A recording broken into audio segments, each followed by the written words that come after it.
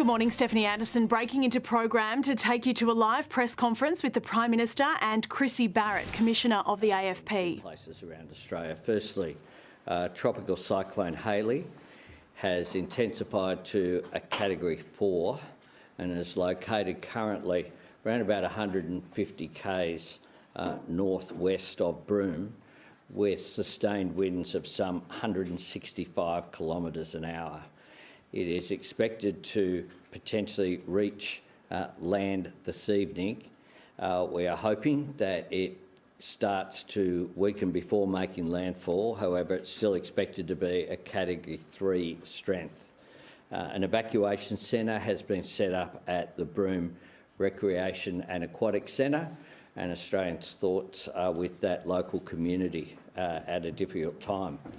In far north Queensland, Christian McBain will still be soon be a part of a meeting with the Queensland Government. We've declared the following 5 LGAs: Cloncurry, Carpentaria, Flinders, McKinley and Richmond currently suffering, and there is a major flood watch on the Flinders River. So they are areas in which Australians will be thinking of them as we approach the new year. I've just come from another meeting of the National Security Committee, the 12th since the anti-Semitic terrorist atrocity at Bondi Beach on December the 14th. At that meeting, we received an update, including discussions between what the Commonwealth can do to provide further support for New South Wales in terms of personnel, but also assisting with some specialist support that the Commonwealth has access to, and we'll continue to discuss with New South Wales the way in which we can provide every support. We also received an update on the visit to the Philippines of the Akrams. And today we wanted to make sure in the update that we'll provide for you through the AFP Commissioner that Australians are updated on the work that has been undertaken.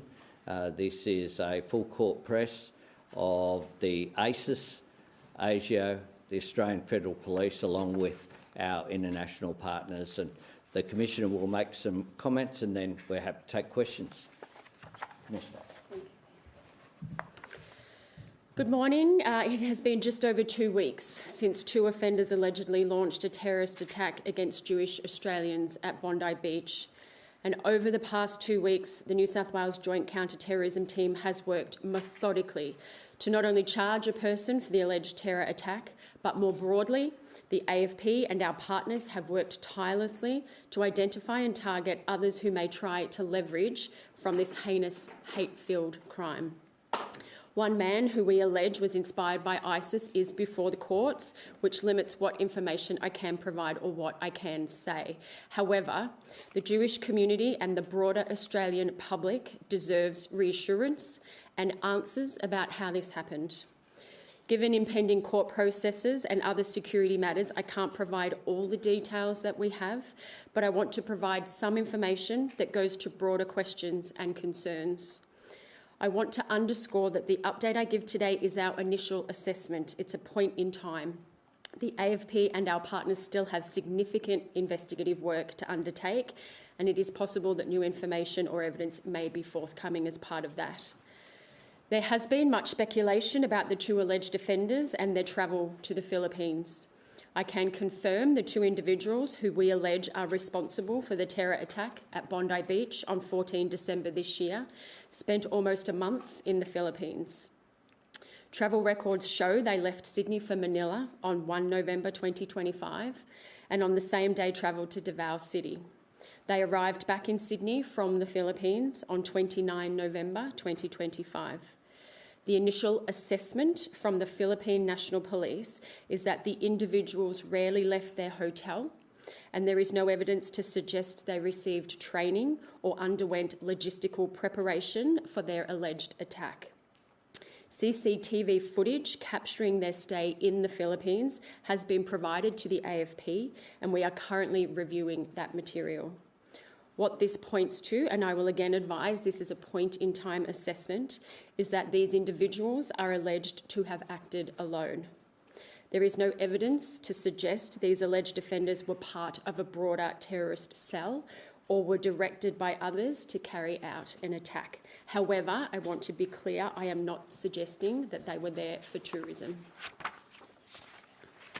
An AFP analyst deployed to the Philippines after the attack to support our members who are based in Manila and work very closely with the Philippine National Police. I want to thank the Philippine National Police for their cooperation in assisting with our investigation. Without their swift response, much of the CCTV footage that is now under review by our investigators would not have been available. We have been working with the Philippine National Police to counter terrorism in our region for decades, and their assistance during the past fortnight has been absolutely crucial. Countering extremism and radicalisation is critical to helping keep Australia and our region safe. Since I became Commissioner, most of my public comments have centred on how the AFP is targeting radicalisation and extremism. I established our flying squad of hate disruptors who focus on high harm, high impact, politically motivated violence, communal violence and hate crimes that do not meet the threshold for terrorism investigations but drive fear and division. And again, I take the opportunity to reiterate that the AFP has had ongoing investigations for some time into those who corrupt Islam in their radical recruitment drive for hatred and fear. We have gone through the sermons line by line, sought out experts and legal advice on charging those who we believe are inciting hatred towards the Jewish community. The AFP welcomes the federal government's plans to strengthen hate speech laws. I remain concerned about vulnerable adults and youth who are susceptible or open to manipulation by religious and other extremists who encourage violence or desensitise violence. Radicalisation and extremism can provide a pipeline of recruits to terror groups who are willing to use violence to advance their cause. The AFP will be visible and vocal on those we charge, and importantly, the work of the National Security Investigations teams to disrupt early and to deter and prevent violence. We won't put a time limit on our vigilance. We will be here every day to help keep Australians safe. Thank you. Prime Minister. Hang on, Greg. Yesterday, a couple of the reasons you and Mr Burke gave for not holding a Royal Commission, you said it would be giving a platform to anti-Semitic views and it was not the best forum for national security issues.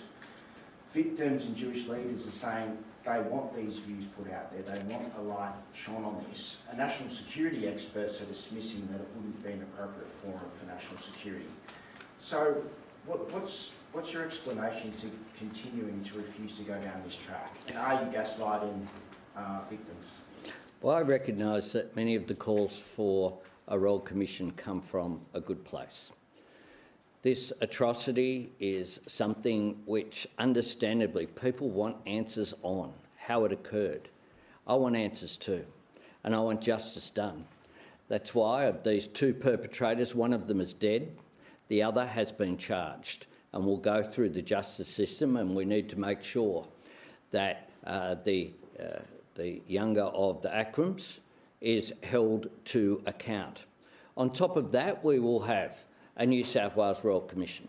That will look at the actions, clearly, of New South Wales authorities, including the police response, gun licensing issues that are the prerogative of the New South Wales Government, but also we've said very clearly that the Commonwealth Government will cooperate with those processes and will provide whatever information is requested, is necessary during those processes. Of course, there are lessons to be learnt, and we, of course, will fully support New South Wales in that process. But in the meantime as well, we want to make sure that there are no gaps in the federal system. So our position is not out of convenience, it is out of conviction that this is the right direction to go in, and the actual experts, who are the current experts, have all recommended this course of action, and we are following the advice that we receive from authorities who are in 2025 dealing with this atrocity. Now we. Okay, we are going to leave that media conference there, but just to recap what was covered by the AFP Commissioner, we've been given an update into the investigation into those two alleged Bondi terrorists. We've been told that they spent a month in the Philippines over the course of November. They've also found that so far they rarely left the hotel. There was no evidence to suggest that they received training in the Philippines, but a significant amount of CCTV is being reviewed. They're also suggesting that at this point it does look as though they allegedly acted alone and that they weren't part of a broader terror cell. We will bring you more updates on this story throughout the day. Coverage also continues over on 9news.com.au.